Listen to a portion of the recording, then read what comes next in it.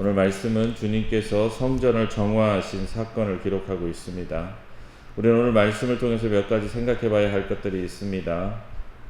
먼저 생각해 봐야 할 것은 하나님의 나라는 물질주의, 상업주의로 결코 만들어질 수 없다라는 것입니다. 오늘 말씀 14절에서 16절을 보면 성전 안에서 소와 양과 비둘기 파는 사람들과 돈 바꾸는 사람들이 앉아있는 것을 보시고 노끈으로 채찍을 만드사 양이나 소를 다 성전에서 내쫓으시고 돈 바꾸는 사람들의 돈을 쏟으시며 상을 엎으시고 비둘기 파는 사람들에게 이르시되 이것을 여기서 가져가라, 내 아버지의 집으로 장사하는 집을 만들지 말라 하시니 라고 말씀하고 있습니다. 하나님을 예배하는 성전이 인간의 탐욕을 채우기 위한 시장으로 변한 것에 대해서 주님께서 분노하신 모습이 나옵니다. 소와 양과 비둘기와 같은 제사에 필요한 것들을 파는 사람들과 환전하는 사람들은 예루살렘에서 멀리 떨어진 곳에서 제물을 드리고자 오는 사람들이나 성전세를 내기 위한 이들의 편의를 위해서 생긴 것이지만 사실 성전에 들어가기 전에 미리 준비해 와야 하는 것이 마땅한 일입니다. 또한 이와 같이 성전 안에서 이런 것들을 팔게 하는 것은 다분히 그들이 수익을 남기기 위한 의도가 숨어 있습니다. 또한 비싼 값에 팔아 폭리를 취하였습니다. 이처럼 성전을 돈을 벌기 위한 장소로 사용하게 된 것입니다. 그래서 주님은 성전을 강도의 소굴로 장사하는 집으로 만들지 말라라고 말씀하고 있습니다. 기독교가 성장하면서 교회를 관리하기 위해서 세상적인 방법들을 가져왔습니다. 마케팅, 인사관리, 조직관리 등등 여러 가지 것들을 가져와서 교회를 회사에서 조직을 관리하듯, 회사에서 고객을 관리하듯 관리하기 시작했습니다. 그랬더니 어떤 일이 벌어집니까? 교회에 성도가 나와서 교회를 이용하는 고객이 되었습니다. 그래서 교회에 오게 된 많은 이들은 교회에서 자신이 섬기려고 하는 것이 아니라 자신이 서비스를 받으려고 하는 생각들이 많이 생겨나게 된 것입니다. 왜냐하면 교회가 성도를 고객으로 대하기 때문에 그렇습니다.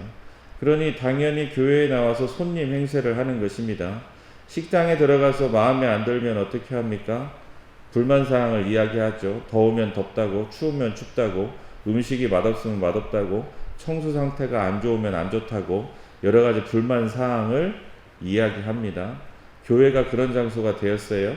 손님으로 서비스를 받는 장소가 아니라 교회는 모두가 하나님을 위해서 서비스를 하는 사람들이 되어야 하는 곳인데 교회가 성도를 손님 대하듯 하니 성도들이 교회에 나와서 서비스만 받으려고 하는 것입니다. 그러면 안 된다는 거예요.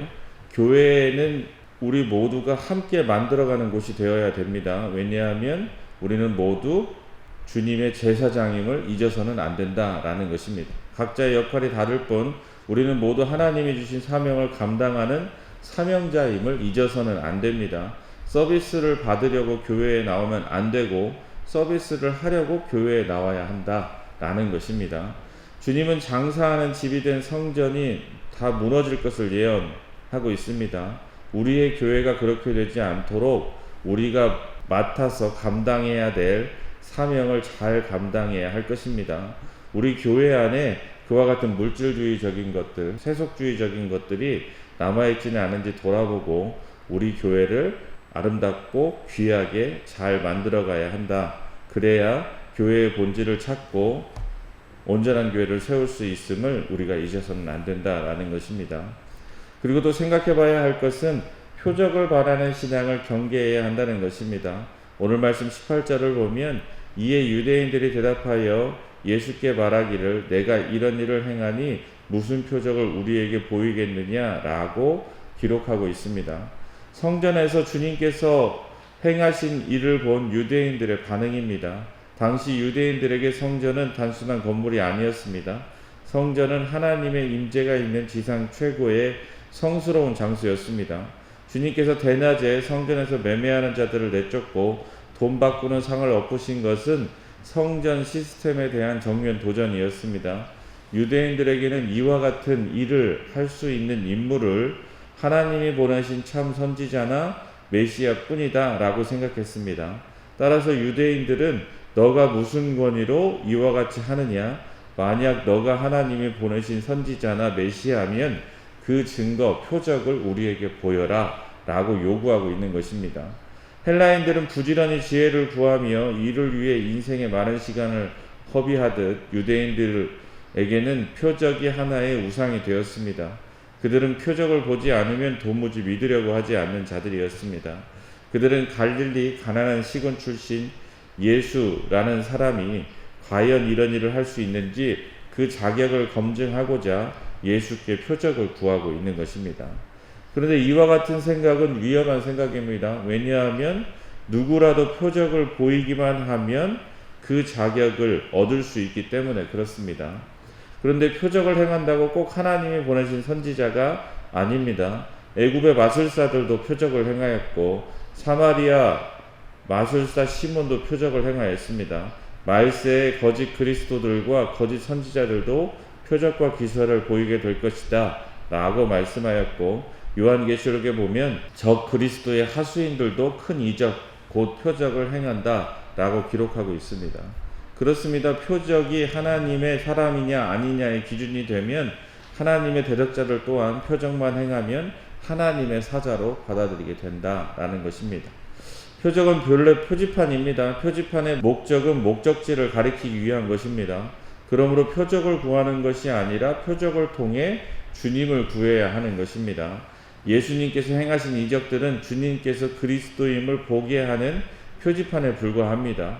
그런데 표적 중심의 신앙은 목적지인 주님을 보게 하는 것이 아니라 오직 표지판의 화려함에만 집중하게 만든다라는 것입니다. 물론 신앙의 체험도 중요합니다. 그런데 그와 같은 신앙의 체험은 그리스도를 더 알게 하기 위한 것이지 체험 그 자체로 아무런 의미를 갖지 못합니다. 게다가 매사에 표적만 구하는 태도는 위험할 뿐만 아니라 아무런 유익도 없습니다. 왜냐하면 결국 표적만 바라보는 신앙은 표적이 나타나지 않으면 아무것도 아닌 게 되기 때문입니다. 그렇습니다. 표적만 쫓아 주님을 따르면 어떻게 됩니까? 더 이상 자신이 원하는 표적이 나타나지 않으면 주님을 따르지 않습니다. 병 고침의 은혜만 바라보고 주님을 믿었는데 병이 낫지 않으면 어떻게 됩니까? 주님을 믿을 이유가 사라지는 것입니다.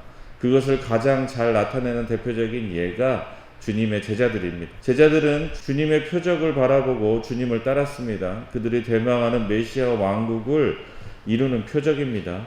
로마의 압제로부터 벗어나 이스라엘의 영광을 되찾는 것입니다. 그리고 그 이스라엘의 영광은 지금의 기득권층이 아닌 자신들이 주인된 왕국을 이루어 주길 바랬던 것입니다. 물로 포도주를 만들고 병자들을 고치고 무리를 거르시고 오병이어로 5,000명을 먹이시고, 그들은 그와 같은 표적을 바라보며 자신들의 꿈이 주님을 통해서 이루어질 것이다 라고 생각했습니다. 그런데 어떻게 되었습니까? 주님께서 더 이상 표적을 보이지 않고 십자가를 지러 가시자 그들은 다 주님을 부인하고 떠났습니다. 표적만 바라보는 신앙은 이렇듯 자신의 욕망이 채워지지 않을 때 언제든지 주님을 등질 수 있는 비즈니스 관계에서의 거래에 불과한 것입니다.